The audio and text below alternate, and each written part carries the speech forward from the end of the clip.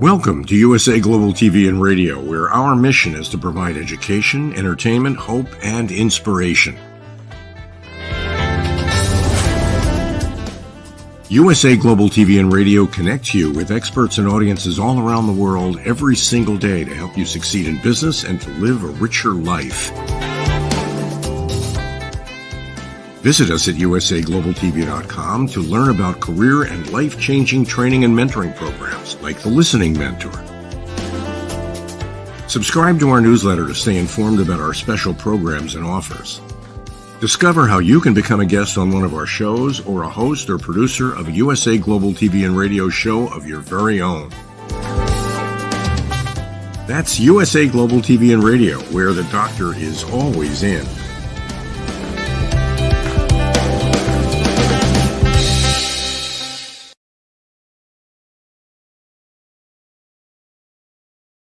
Good day, good evening. Welcome home to USA Global TV and Radio, where we are so thrilled and honored to provide world-class education, entertainment, hope, and inspiration.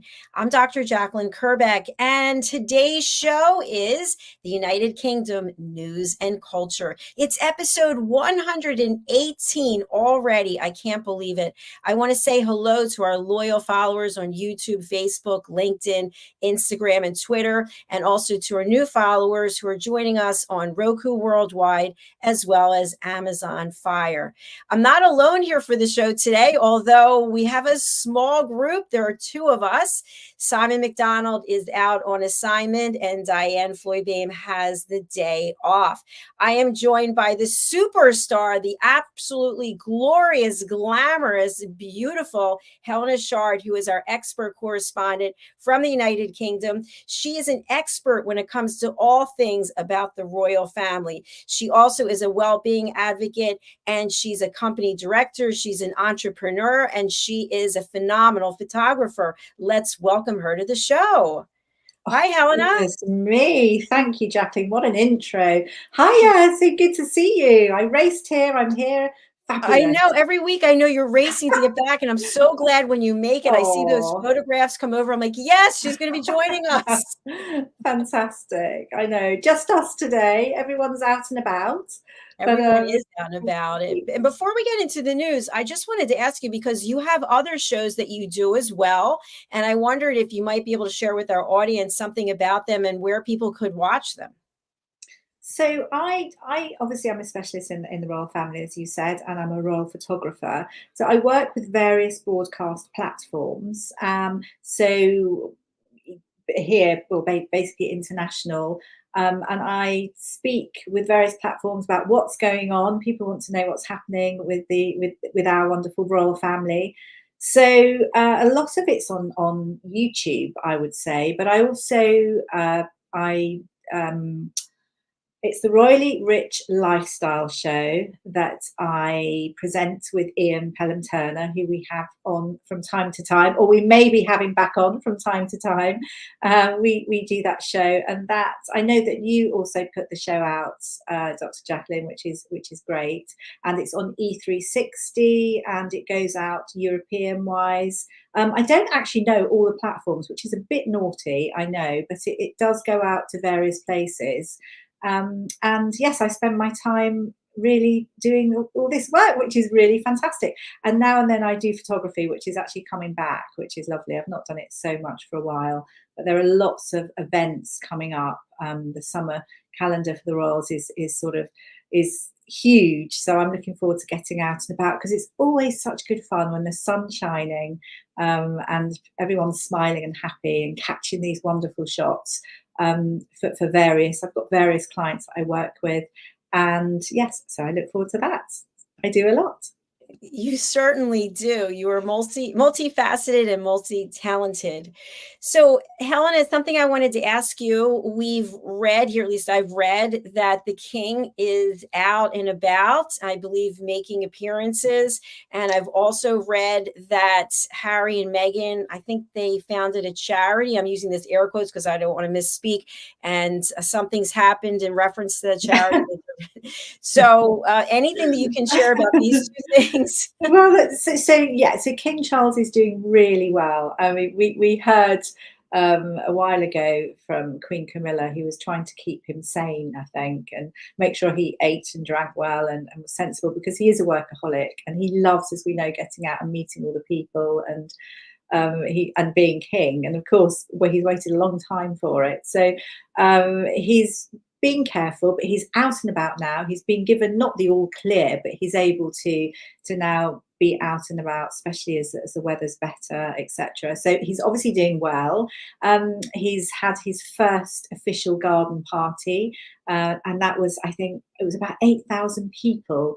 And he invites lots of people who have done good in the community and who've helped people and various things. So that was really good. I mean, he really, honestly, he looked like he'd just come out of being in a cage. He was absolutely so excited and bubbly and animated and shaking everyone's hands and chatting to everyone. He's become quite touchy-feely. I think the fact that he's obviously undergoing treatment for cancer, I think he's been given this new lease of life, and it really shows his empathy. I think he's more relatable. That's what's happened, and people are sort of feeling quite close to him, which is great. So the garden parties, and there's going to be another garden party coming up soon. I mean, there is so much. I'm really looking forward to Trooping of the Colour, which is good fun, and there's the races and all his diplomatic visits. I mean, he wants to do everything. He wants to do everything on the calendar, but obviously he still has to take advice from his team who are looking after him.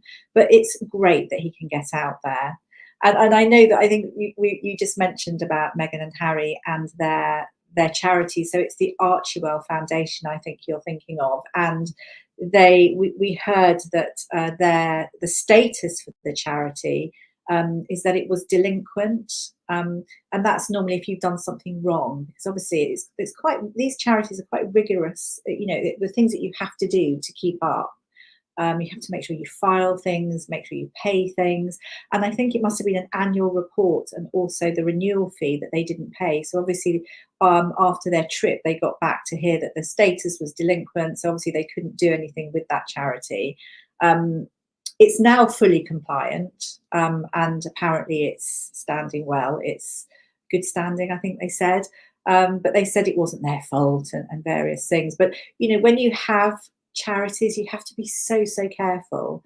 And I think as well, obviously, because of their status, it's amazing that this has happened. Is this a sign that, you know, that staff have left? I don't know. So things have been left a little bit frayed and untied. I don't know, but obviously it was a talking point. But I think it's all okay now. But obviously they've had quite a bit of promotion recently, but we'll talk about that slightly. But yeah, the good thing is it's really great about King Charles, and I just, it's I think, yeah, I'm so happy for him and the family. Absolutely. And you said 8,000 people were there at this garden party? Yeah, I think it was. I thought it was 4,000, and then I heard someone say 8,000. Now I don't know if this is Chinese whispers, but it sounds like an awful lot of people. But I will double check. But I did hear 8,000. And oh, do you know, we spoke about what's the young boy. What's his name now? Oh, goodness me. One who was He's raising money? Yeah, the one that was raising money for charity. Do you remember? And he unfortunately had very cruel parents, and he had to have his legs amputated, etc. Yes. And he was adopted. Oh, Hudgel, Hudgel, his yes. name. Yeah. I mean, he was supposed to be at that particular garden party, and he couldn't get there, and he was on the motorway. And it's amazing the power of social media. He was so upset, and his stepmother, sort of, they sent out tweets and things, and by hook or by crook, it got through to the royal family, and they then put it out on social media that don't worry, you're going to be missed today, but you'll be at the next one. So they're inviting him to the next one, which I think is in May. So he was very excited about that, and he's done a huge amount of good. I mean, he's almost known as the Princess of Wales' friend, because they obviously do communicate quite a bit, and he's raised a phenomenal amount for charity. So it's just amazing. Isn't that really how if you try hard, it doesn't really matter how old you are, you just go for it, what you can do. So good for him. I need to call him because I have to raise money for the Crohn's Colitis Foundation. I only have a month left. So. Oh my goodness. I know. We need him.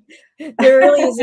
There's an art to fundraising for sure. But the other thing I wanted to ask you was, and I hope I get this right, I think I saw that Harry was snubbed the 3rd time by the king. Yeah, I mean, it's a tricky one. It's a tricky one in the sense that, you know, the royal family as such, you know, Buckingham Palace, Kensington Palace, they're not going to be. It's not like a tit for tat thing. Now we know Prince Harry has his team, and they keep putting things out. They put statements out, and then everyone makes a judgment. But it's not always as it seems. Certainly the king is not going to be answering and getting involved in certain things. I mean, he's very, very busy. He has all of his engagements planned, you know, so far in advance. It's all set up. It's not something that just happens on a weekly basis and they turn up. So although people are saying he's being snubbed, you know, Prince Harry, he sort of travels over for his projects, which is great, and almost assumes that he can get to see his father. And at the moment, you know, you can't just expect to do that. I think the most recent one was he came over to St Paul's to celebrate the 10th Invictus Games. It's a celebration, and he put out that the king didn't see him, but you know, he doesn't always have to try and fly over, see his father. You know, he could have come the week before, where there was a longer bank holiday, and you know, this kind of communication that's going on is not as it seems, and it really should be done in private. It serves Prince Harry and Meghan very well, because it's sort of that woe is me, and then they sort of get votes, you know, thinking, oh, poor Harry. But things are, I don't know how, I'm not really explaining it well, but all I can say is it's not as it seems, and then things will come out. And there is obviously a trust issue as well, because as soon as Harry sees his father or speaks with his father, all of a sudden it's out there, or it's with a broadcast station, and it's something really that our trust needs to be built up, and it should be done in private. We all want the positive, we all want things to work out, but it's going to take a while. There's a few bridges to build, I feel. Now, I agree with what you're saying. I just have a question, which is, and I don't know what the protocol is, but I assume the king has a cell phone. Can Harry call directly and talk to his father and say, hey, Dad, I'm coming into town, or does he have to go through other people? I mean, he can, but I mean, the royal family, they have, it's not like a normal family. And obviously the king is very busy. They have a huge amount going on. So in a way, it's not as easy for him to just ring up and say, hey, I'll see you tomorrow, because there's so much has to be planned. I mean, number one, security. You know, Harry's it really has to give about a month's notice to inform people things need sorting. It's not something that's just worked out last minute.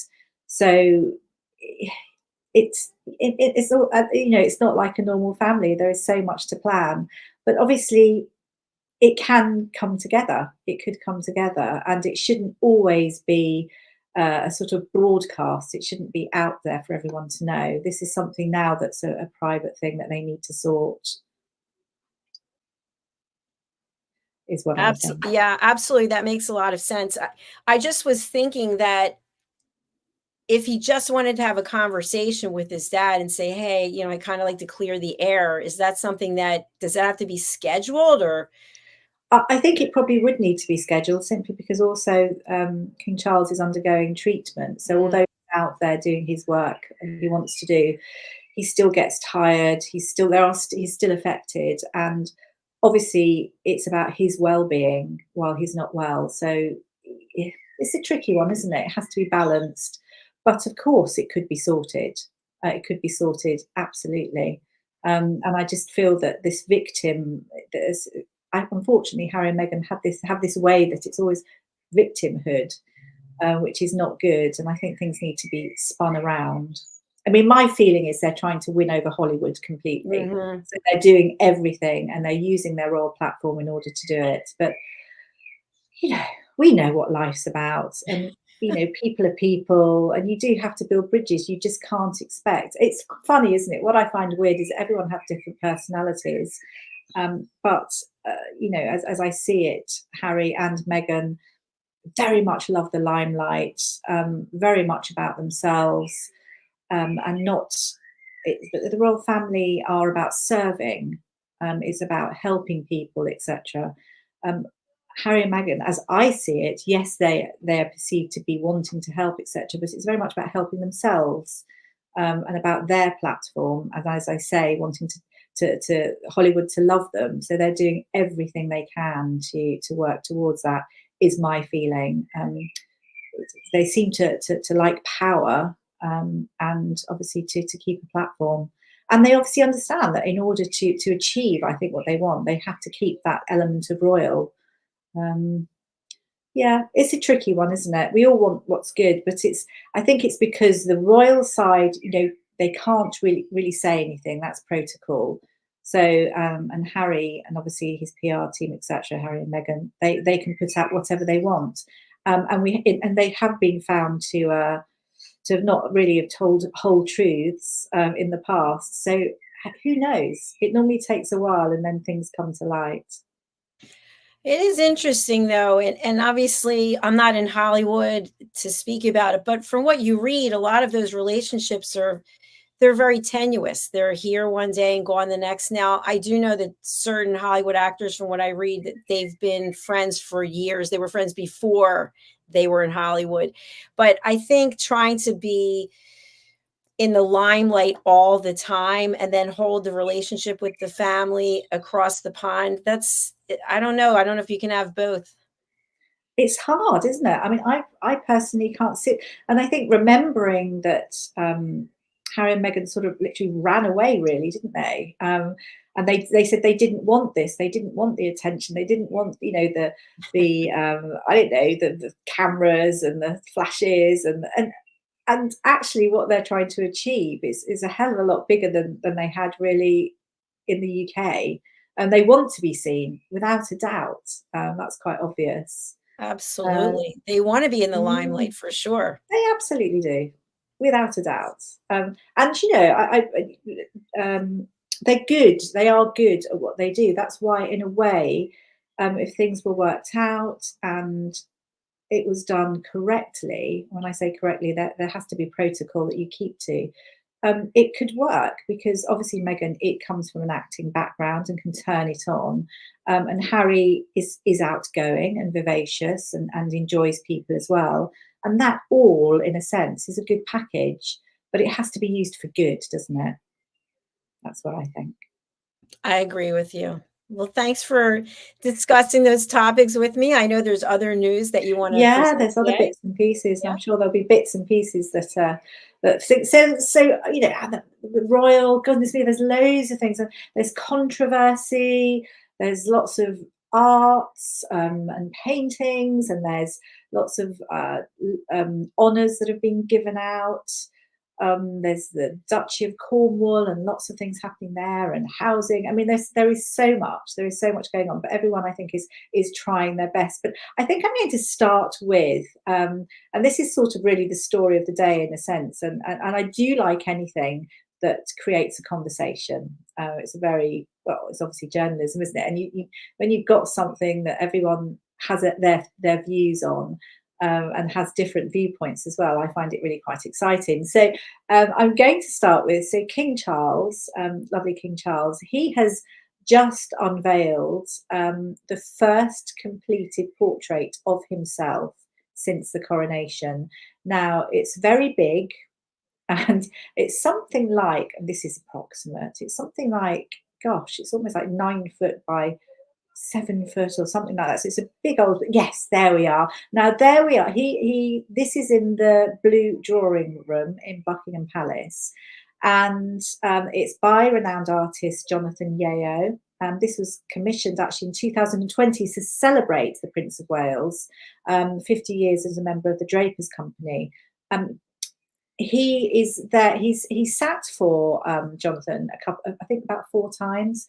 This is prior to his cancer diagnosis, and obviously during this time he also became king. So it's quite a funny one in a way. He's wearing the Welsh Guards, the sort of regimental.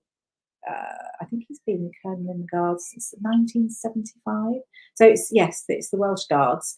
He has a sword in his hand, but so that's a close up. I don't know what people think. I mean, I think it's very strong, and it's supposed to reflect the 21st century monarch rather than an old sort of old oil painting. Sorry, so it is oil painting. I just feel the face is very, very strong, and I just think, wow. The face and I his personally, hands really stand out from.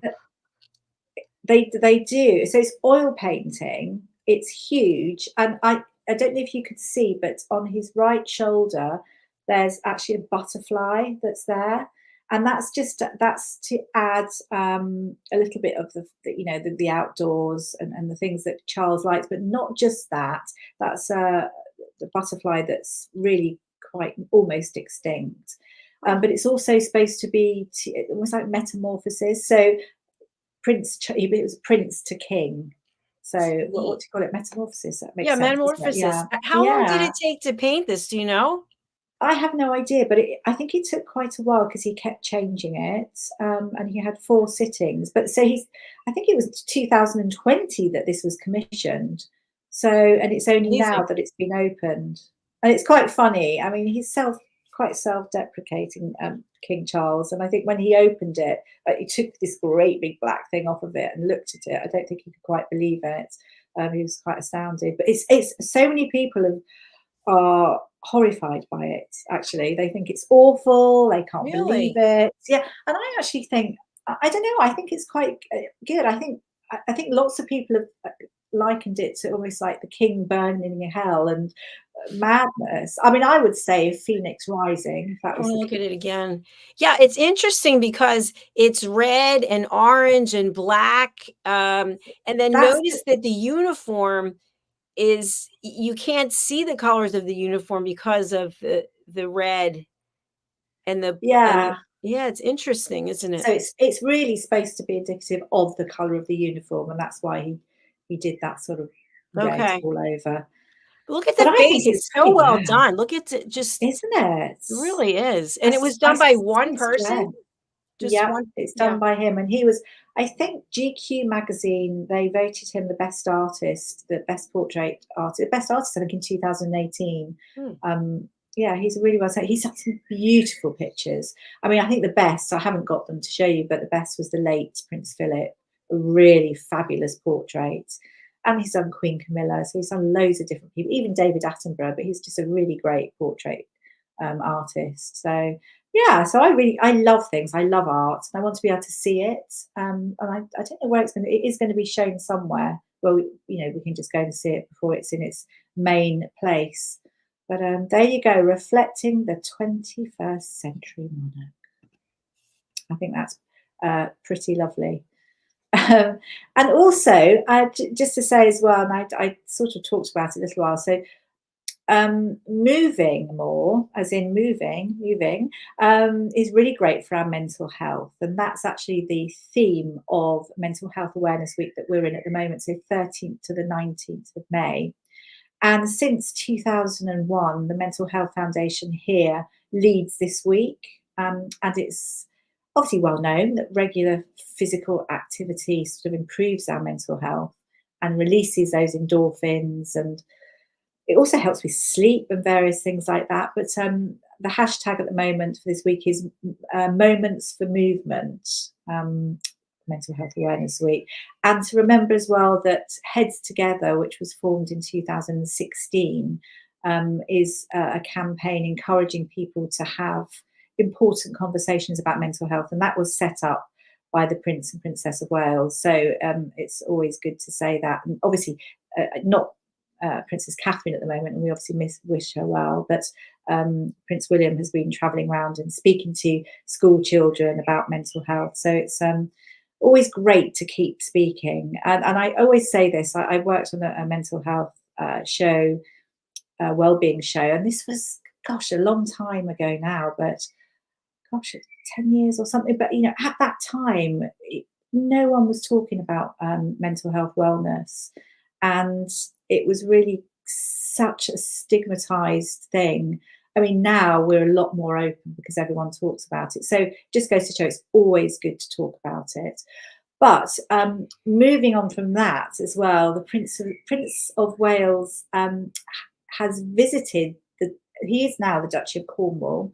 He's the Duke of Cornwall. So he's got his new role, and he has to do a lot of work now. It brings in a lot of money, though, I have to say. But he has been in Cornwall, and it's been brilliant to see him moving around. He's been playing volleyball on the beach and various things. But he also visited Cornwall's first homeless housing project. And apparently 24 homes have been built on the land in Newquay, and he went to see it. And he actually showed him digging, where it was about to be built, and it was absolutely compact. He couldn't actually get the spade in, which was quite funny. But he was in Cornwall, playing volleyball, meeting the locals, and really just going to the local businesses, which obviously gets them on the map. And he even went to a Cornish pasty shop and bought Cornish pasties for the family. He was in the Scilly Isles, which is where they all sort of used to go on holiday. That was him, Harry, Diana, everybody. So there's a lot of sunshine, a lot of fun. And it's always great to, so that's one picture, which is lovely, but there's lots of pictures that were taken. But it also chimes with his work with climate change as well, because it's all about enjoying staycations and, enjoying Cornwall because it's a beautiful beach area. And really, it's great for community, great for the businesses, and great for the economy, which is what we all need. So that's great. I really enjoyed sort of hearing everything about that. But I will also just mention as well, because it's something that was interesting. Obviously, as we know, Harry and Meghan were invited to visit Nigeria, and they were invited by the government, the Nigerian government, but it wasn't a diplomatic tour, so not okayed by the British government, no seal of approval there, although it was like a mock faux royal tour that they did.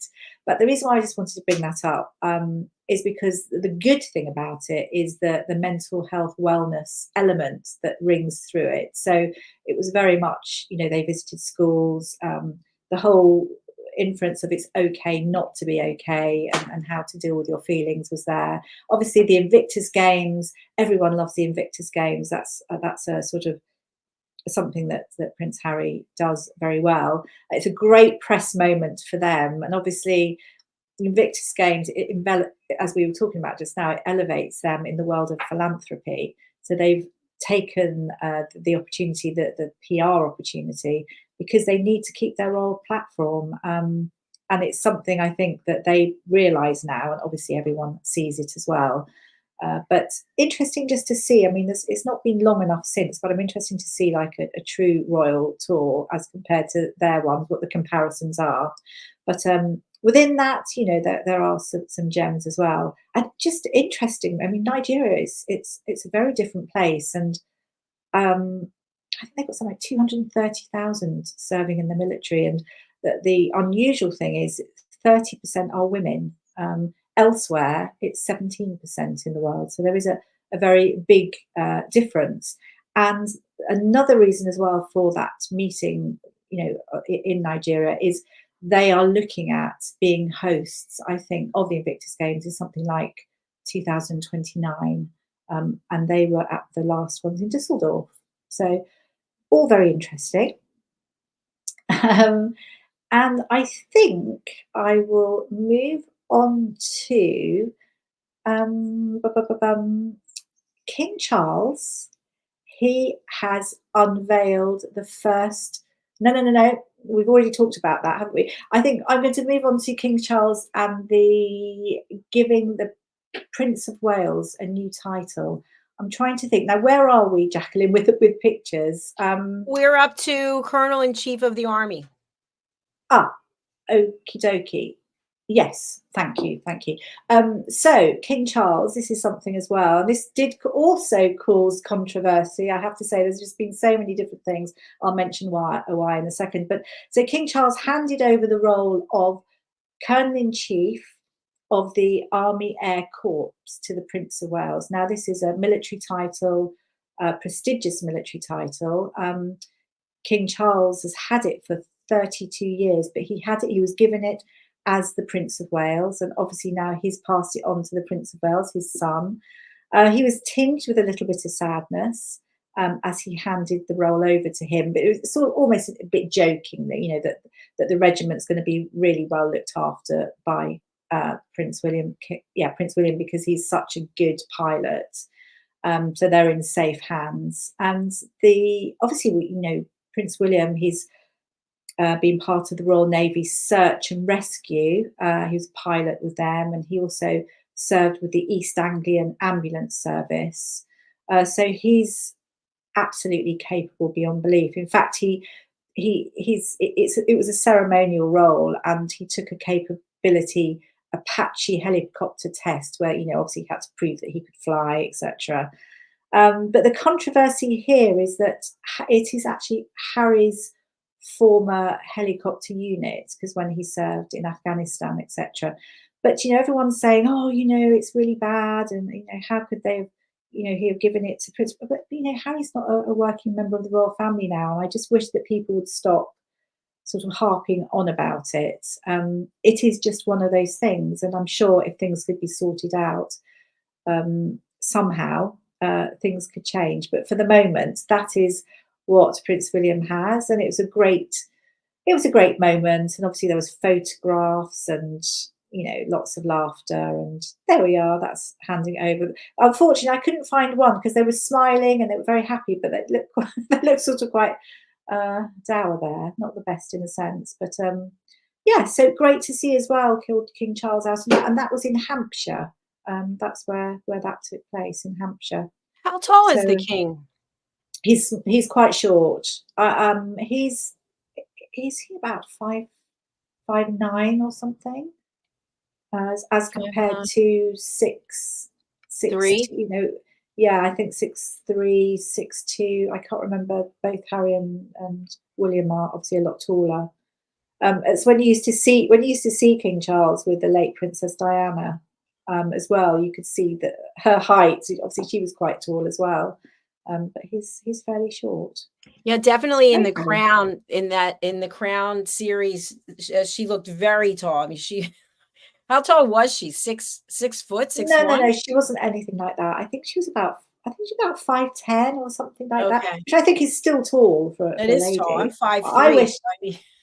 Yeah, I'm 5'5", I think. So I'm just average, I think.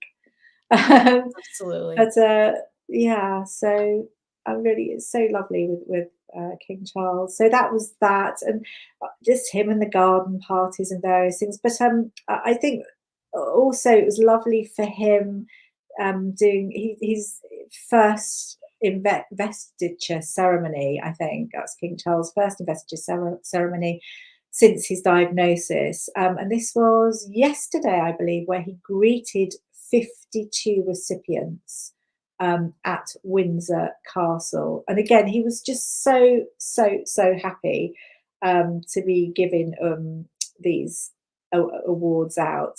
They're honours, aren't they? It's like an honours list. You have different ones, but I think it's lovely to see the Archbishop of Canterbury, Justin Welby, who's lovely, absolutely lovely.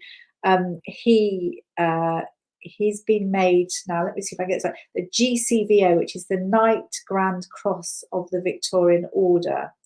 So this is something which is an honour really from King Charles, and it's something that's personal that he gives out to people, key people that have helped the king or helped the royal family, and this is for his key role in the coronation last year.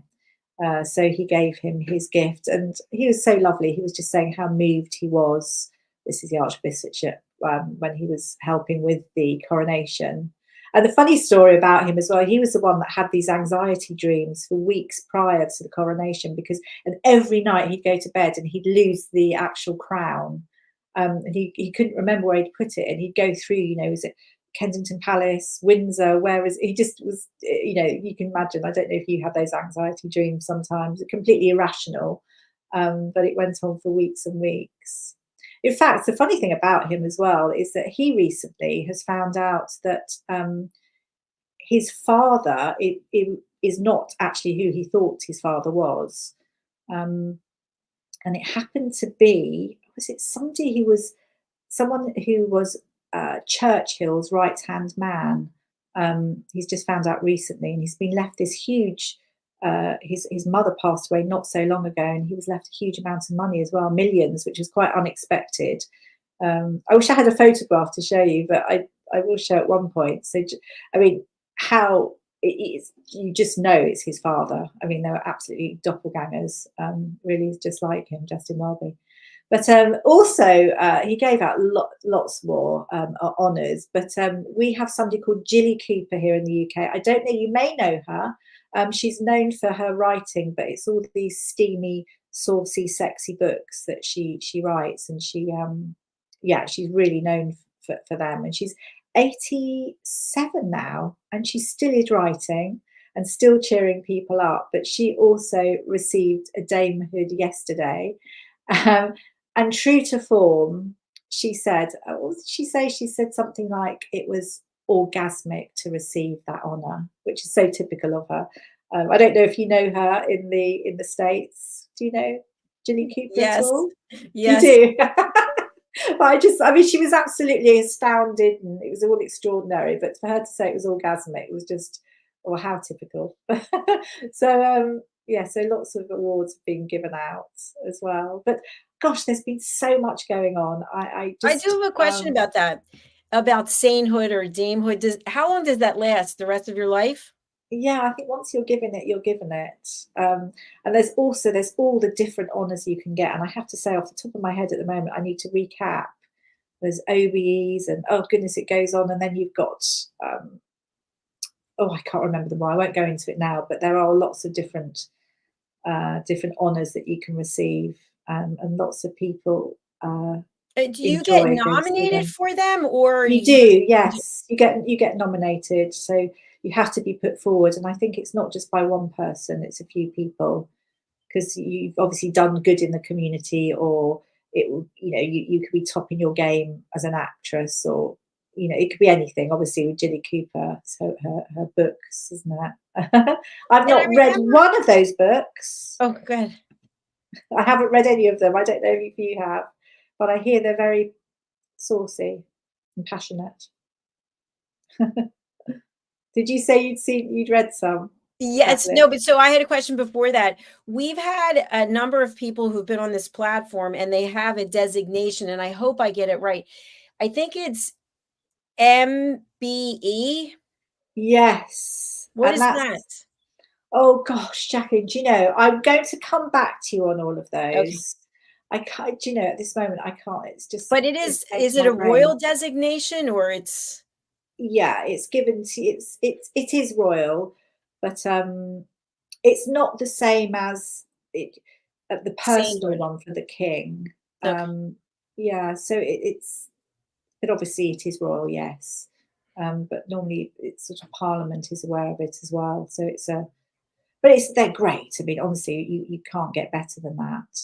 And Because someone also will we say to me, "Oh, I want to introduce you to someone. They have an MBE," and I'm thinking, MBE. "Is it a master's degree? Is it?" It's like, no, it's some kind of Oh, recognition. So do you know, of the order of the order. Oh goodness me, I can't think. I'm going to look it up shortly, and I should know. It's just escaped me at this moment. There's MBEs, there's OBEs, and goodness me, there's just loads. And you've got special ones when you're doing Order of the Garter, and yeah, we'll yeah, talk no about worries. it. We'll find out. And I We wanted to ask you will. something else, which is I believe that for this week's show, the Royally Rich Lifestyle Show, which will be airing today at 6 p.m. GMT. Woo! Yay. I believe you interviewed Rocco Buenavino. Yes, that's Yes, I right. love Rocco. Yes, okay, Rocco. Oh, it's fun. Yes, and he's got that. He's got a great thing that's coming up in Chelmsford. It's a festival, and there's going to be lots of. It's really to bring communities together. It's to bring people together. It's to help people with getting jobs, with well-being, homelessness. So it's to really elevate people and so that people can connect. And also, it's a free festival as well in Chelmsford. I can't remember the name of the park, but yes. So Bono, he was talking about talking about what he needed to get it off the ground. But that's in September the 22nd. I remember that because it's my mother's birthday.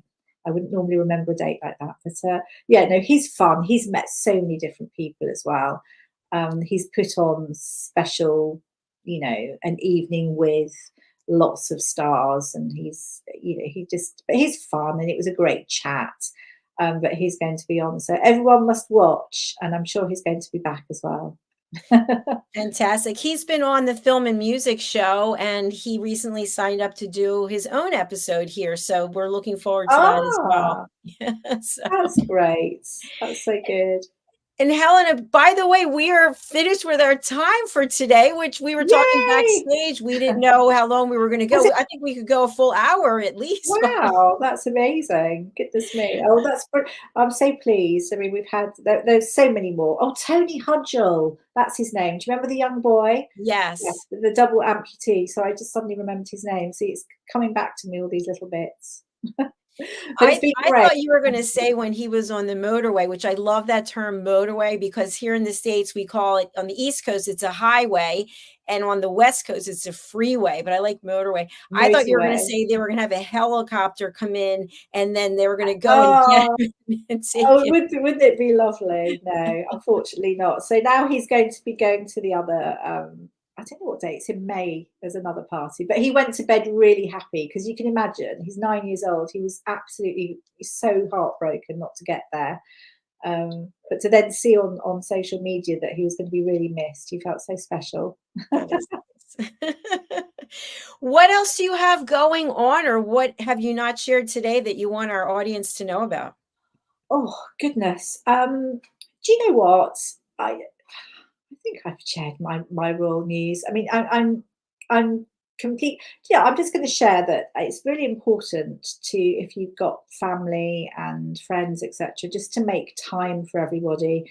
I'm happy to share that I will be going to Stockholm in a few weeks to see my sister and family, godchildren, nieces, nephews, and yeah, so it's just something I've been thinking about a lot, because it's amazing how time flies, isn't it? And you can sometimes not make time for things. So I'm talking about family, but it's making time, I think, for everything in your life. It's so important. I don't know whether it's my age that makes me think this, but I just feel making time for well-being, It's really, really, really important. And in fact, we were talking about moving more for our mental health, which is obviously the theme of this week's Mental Health Week. For me, I will go for an early walk in the morning, and it makes a huge difference. Absolutely. I agree with you. I've been following some different people on Instagram, and their whole platform is about fitness and well-being. And one of the things that I take away from it, because I'm a psycho when it comes to working out. You're so fit. You're so fit. But from what I'm reading from their posts, and I'm following a number of them, is that the go-to for most people, and I'm using air quotes, is the sofa or the chair, or they're sitting behind a desk, and just like you had mentioned at the beginning, getting up and moving around and doing something, but incorporating weight training. And I really, truly believe, with all the working out that I do, when I lift weights, I mean, I can see right away that it's working. So if somebody is out there like me and they want that gold star, or they want that immediate gratification, go and lift some weights. Speak to your doctor first, obviously, but the weightlifting makes a big difference, as opposed to all the cardio, which what I found as a trainer is people do so much cardio, but they don't focus on weight training. Wow. So when you say weight training, is that because it tones all your muscles and makes you? Yes. And if you think about it, your core is super important. So your core supports your back. Your back is what's supporting your posture. And so when let's say you're running or you're swimming or anything that has to do with cardio, you're actually breaking your muscles down. And when you're lifting weights, you're building them up. So it's a combination of both. I'll think about that. That's one thing I made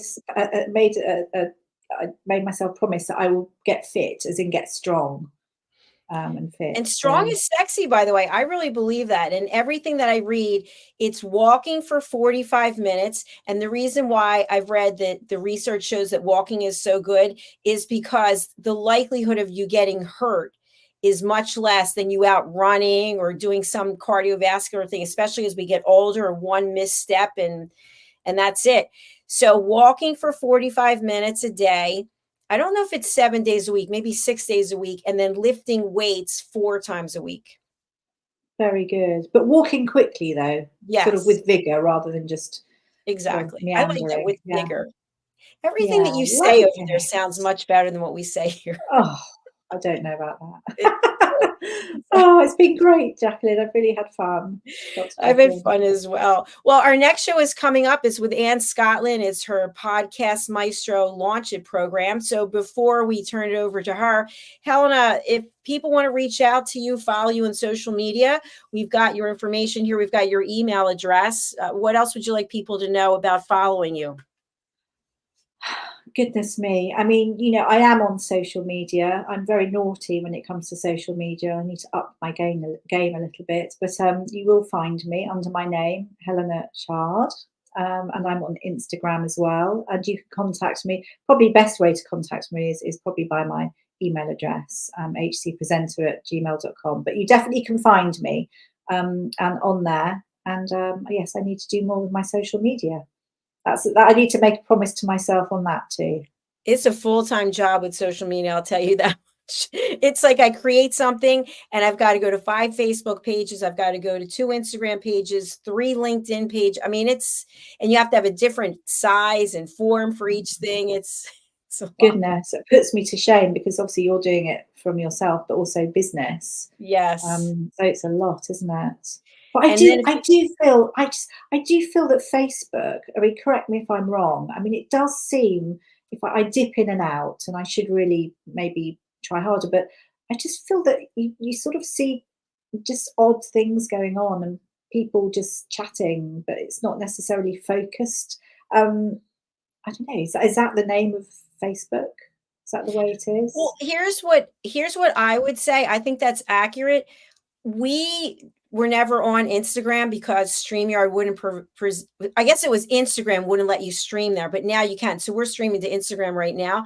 But what I found is there's a lot more small businesses that are on there selling things. And I bought a number of things from Instagram, from seeing something on Instagram. Whereas on Facebook, I feel like it's more communication and it's more learning about people or replying or chatting.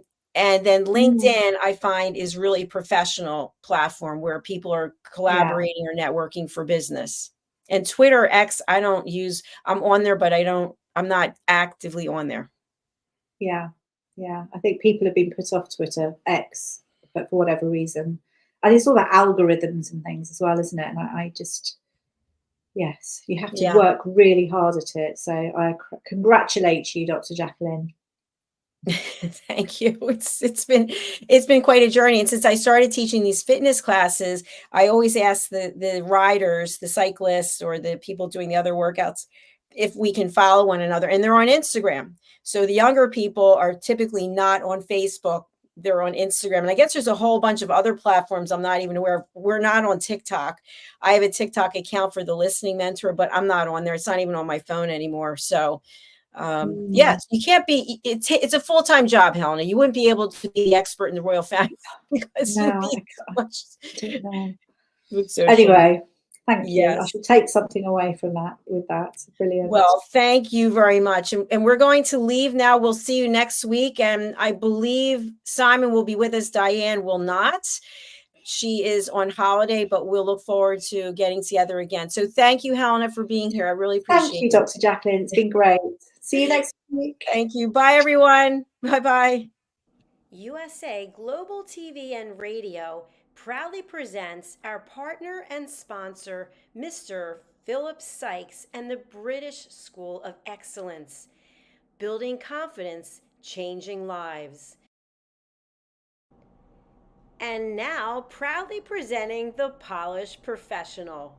On a transformative journey with the British School of Excellence's comprehensive suite of masterclasses, crafted to elevate your professional and personal life.